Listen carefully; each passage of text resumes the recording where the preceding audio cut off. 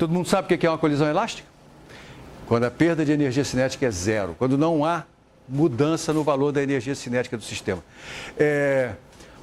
Na verdade, se nós temos duas partículas que interagem apenas através de forças conservativas e essas forças conservativas decaem com a distância, então, se a gente esperar tempo suficiente, quando a distância for muito grande entre elas, a força de interação já é nula e, portanto, não vai haver mais mudança nenhuma nas suas energias cinéticas, né? Então, a gente pode comparar o que acontecia antes da colisão, quando a distância também era grande o suficiente para que essa força não contribuísse, com o que acontece depois, a distâncias também muito grandes. Claro que no meio do caminho, essas forças vão interferir nas energias cinéticas individuais dessas partículas. Acontece que acabamos de provar que isso aqui permanece constante se essas forças forem as únicas em ação. Então, vamos pegar um exemplo de uma colisão elástica de massas iguais. Então, eu tenho duas partículas, uma delas está em movimento, com velocidade V1, e a outra está parada. As duas têm a mesma massa.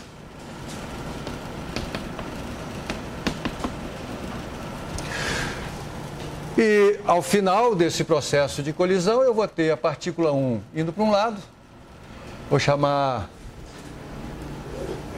de V1' a nova velocidade da partícula 1, de V2' a nova velocidade da partícula 2 e vou chamar de θ este ângulo. E eu vou lhe mostrar que, impondo as condições às quais uma colisão elástica deve satisfazer, a gente obtém o valor desse ângulo imediatamente. É só isso que eu vou querer fazer agora. Tá? Então, quais são as condições a que esse sistema deve obedecer quando eu comparo a situação antes da colisão com a situação depois da colisão, entendendo sempre antes da colisão como muito distante, depois da colisão muito distante? Que condições eu devo impor, então, para que sobre essas quantidades? Conservação do momento. Conservação do momento, ela é verdadeira em muito mais casos do que a conservação da energia cinética. Tome cuidado com isso, né? Então, a conservação do momento é a primeira coisa que eu vou impor.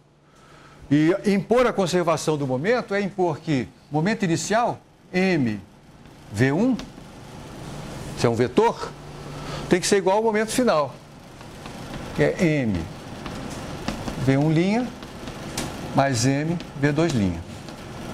Como as massas são iguais, isso implica em que as velocidades atendam a uma condição especialmente simples, né? Que o vetor V1 seja igual à soma dos dois vetores V1' e V2'. Bacana? Isso é verdade mesmo que a colisão não seja elástica.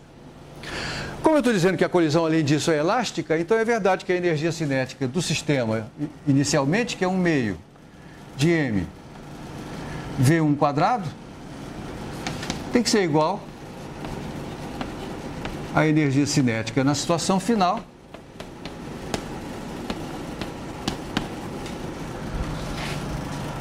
e outra vez as massas desaparecem e nós ficamos com uma condição a respeito do quadrado dessas velocidades. E agora eu vou juntar essas duas igualdades para obter o que eu quero. O que eu quero é descobrir quem tem que ser esse ângulo θ. E a maneira mais prática de fazer isso é tomar o produto de V1 por V1 nessa primeira equação. Produto escalar de V1 por V1. Tá? Então, essa primeira equação aqui vai me dar, quando eu tomo o produto escalar de V1 por V1, V1 quadrado do lado esquerdo.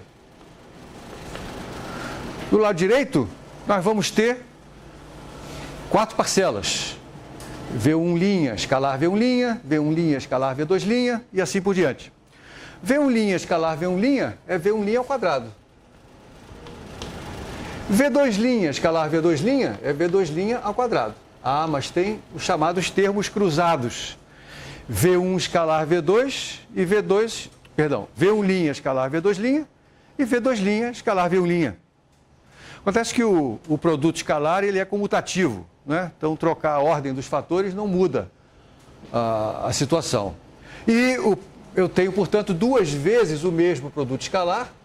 E sabemos também que esse produto escalar pode ser expresso como sendo o produto dos módulos pelo cosseno do ângulo entre eles. Cosseno do ângulo entre eles, esse ângulo eu chamei de θ. Isso aqui é 2 V1', V2', cosseno de θ. V1 quadrado tem que ser igual a isso e tem que ser igual a isso. Está na cara, portanto, que esse termo aqui tem que ser zero. Verdade? Se esse termo tem que ser zero, então o cosseno desse ângulo é zero. Logo, esse ângulo é π sobre 2. E era o que eu queria demonstrar. Ou seja, que se eu tenho uma colisão elástica com duas partículas de mesma massa, e eu estou no referencial no qual uma delas está parada, então neste referencial o ângulo entre as velocidades finais tem que ser 90 graus.